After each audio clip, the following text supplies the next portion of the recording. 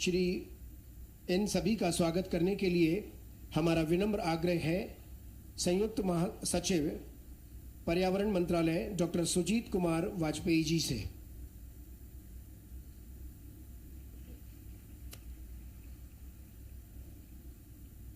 स्वागत के इस सिलसिले को यहीं पर विराम देते हुए अब हमारा विनम्र आग्रह है वेलकम एड्रेस हेतु आदरणीय doctor Sujit Kumar Vajpayee ji, joint secretary, कृपया स्वागत करने के पश्चात यहाँ पधारें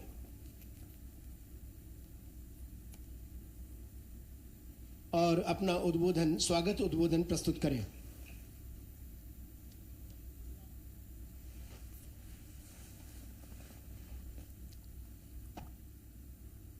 Respected Honorable Chief Minister, Madhya Pradesh, Dr. Mohan Yadav ji, Honorable Minister of Housing, Urban Development, Government of Madhya Pradesh, Shri Kailash Vijayvargiya ji, Honorable Minister of Water Resources, Government of Madhya Pradesh, Shri Tulsi Ram Silawat ji, Honorable Minister of Environment, Forest, Government of Madhya Pradesh, Shri Naga Singh Chauhan ji, Honorable Minister of State for Environment, Forest, Government of Madhya Pradesh, Shri Dilip Ahirwar जी, इस और सभी जनप्रतिनिधि और इस सभा के special guest doctor Musonda Mumba ji, secretary general Ramsar convention on wetlands, DG forest, special secretary government of India, other senior officials from Government of India, Government of Madhya Pradesh, representatives who have come from all states,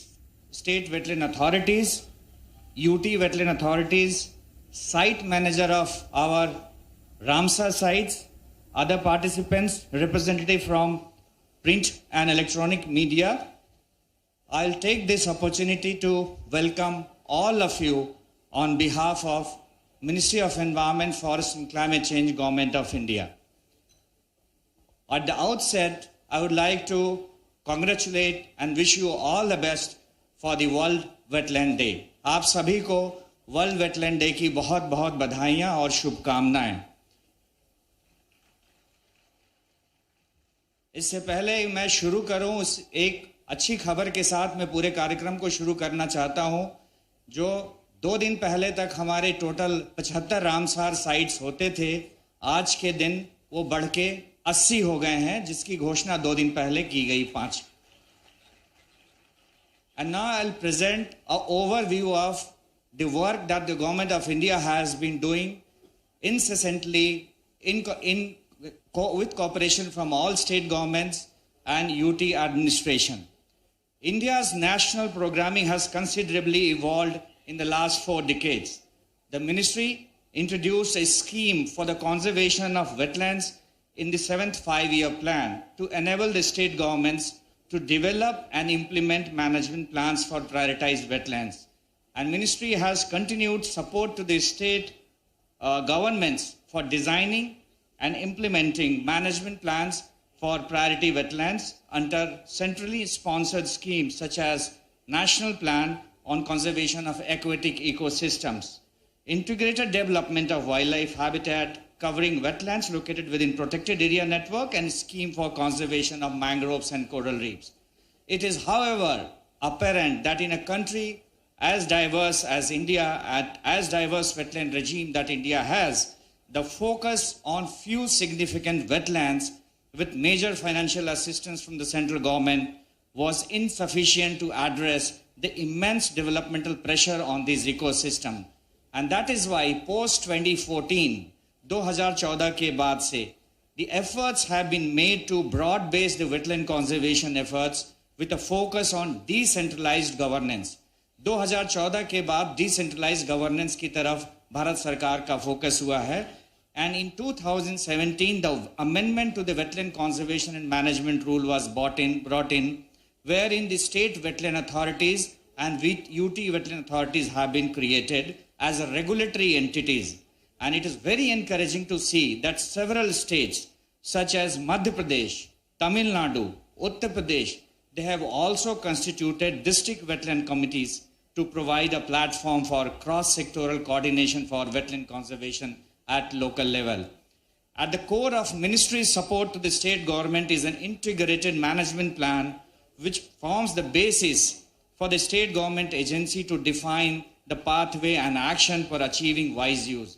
Since 2021, the ministry has been assisting the states only based on integrated management plans and not based on the annual plans, wherein there was no mechanism for assessing the criticality of activities being supported. However, in consultation with state governments held in 2022 and 2023, it was highlighted that not all states have the resources to design the integrated plans, and in light of that, the national guidelines have been now revised to introduce an interim framework management plan. और आज इस नए revised guideline का भी शुभारंभ हमारे माननीय मुख्यमंत्री महोदय और एसजी महोदया द्वारा किया जाएगा.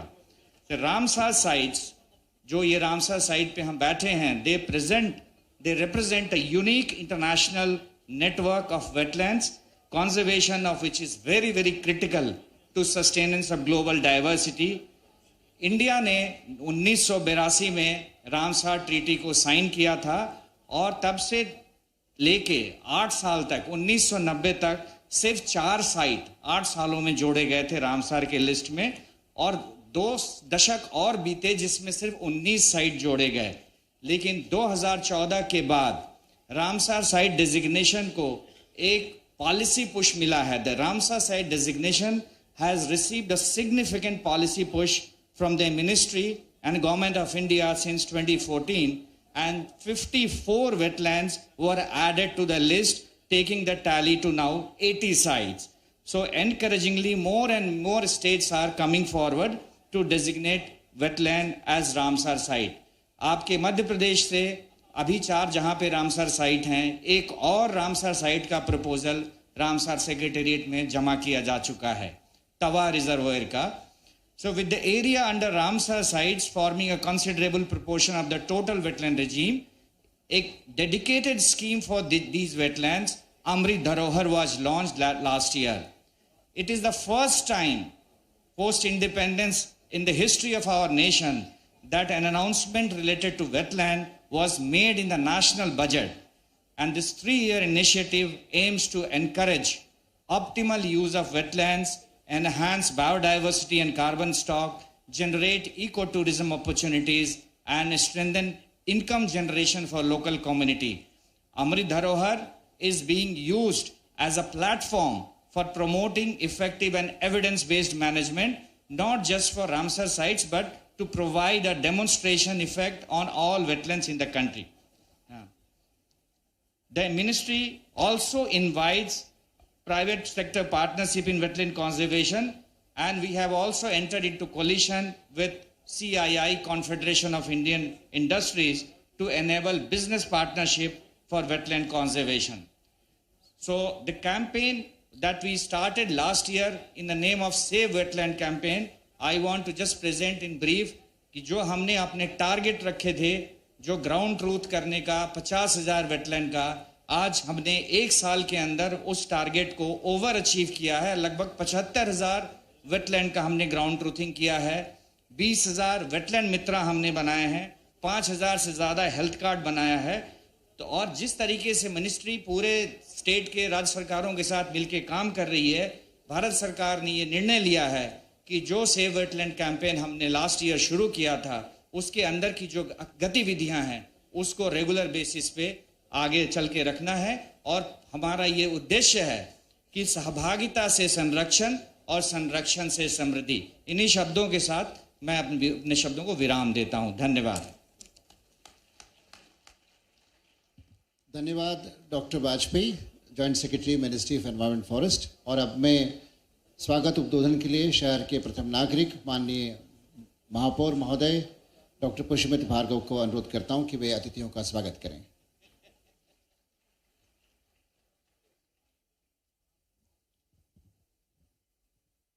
मध्य प्रदेश के बहुत ही यशस्वी, लोकप्रिय और बहुत कम समय में पूरे मध्य प्रदेश को कई सारी सौगातें देने वाले doctor Mohan Yadav ji, wetland convention की जनरल सेक्रेटरी डॉक्टर मुसांदा मुंबा जी, प्रदेश के यशस्वी नगरीय प्रशासन मंत्री जिनके नेतृत्व में मेयर के समय से जहां हम हैं वहां के विकास के लिए कई सारे काम हुए, ऐसे कैलाश विजयवर्गीय जी, जल संसाधन मंत्री श्री तुलसी सिलावट जी, वन मंत्री नागर सिंह जी चौहान, सम्माननीय मंत्री दिलीप जी परिहार, मंच पर उपस्थित सभी गणमान्य जन, देश भर के अलग अलग 75 रामसर साइट से पधारे डेलीगेट्स, जनप्रतिनिधि, इंदौर के सभी ऐसे लोग, विशेष रूप से डॉक्टर भालू मोंडे जी, जनक पलटा जी, जिनके नेतृत्व में रामसर साइट्स का विकास हुआ। मैं इंदौर के प्रथम नागरिक होने के नाते यहाँ पधारे सभी प्रतिनिधियों का, देवियों का, सज्जनों का हार्दिक स्वागत करता हूँ, वंदन करता हूँ, अभिनंदन करता हूँ। वो भी ऐसे स्थान पर जो देश का सबसे स्वच्छ शहर है, देश का सबसे स्मार्ट शहर है और अपने क्लीन एयर इनिशिएटिव के लिए भी देश भर में अग्रणी पंक्ति में खड़ा हुआ है। हम सबके लिए सौभाग्य की बात यह है कि आज 2 फरवरी को वर्ल्ड वेटलैंड डे पर जब माननीय प्रधानमंत्री श्री नरेंद्र मोदी जी के नेतृत्व में देश में 75 रामसर साइट थी, जो आज डॉक्टर मुंबा ने आते ही इस देश को 5 नई रामसर साइट्स देने का काम किया है। What I am mentioning is that with your first arrival in India. तो इंदौर से सीधी तस्वीरें इस वक्त आपको दिखा रहे थे और इस बीच यहां पर रुकेंगे एक ब्रेक के लिए। आप देखते रहिए जी मध्य प्रदेश छत्तीसगढ़।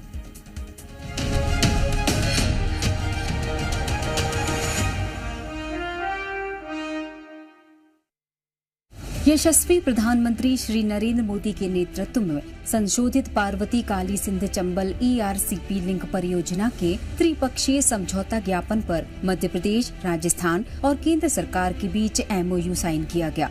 राष्ट्रीय महत्व की इस परियोजना से दोनों राज्यों के औद्योगिक और कृषि क्षेत्रों को विस्तार मिलेगा। प्रधानमंत्री श्री नरेंद्र मोदी के मार्गदर्शन में मध्य प्रदेश के मुख्यमंत्री डॉक्टर मोहन यादव प्रदेश में इस परियोजना को आकार दे रहे हैं, जिससे मध्य प्रदेश के चंबल और मालवा अंचल के 13 जिलों को लाभ पहुंचेगा। अब वो करार हो गया है तो ये नहरों में पानी अच्छा आने लगा है और अच्छा आएगा, इससे किसानों को बहुत अच्छा फायदा होगा।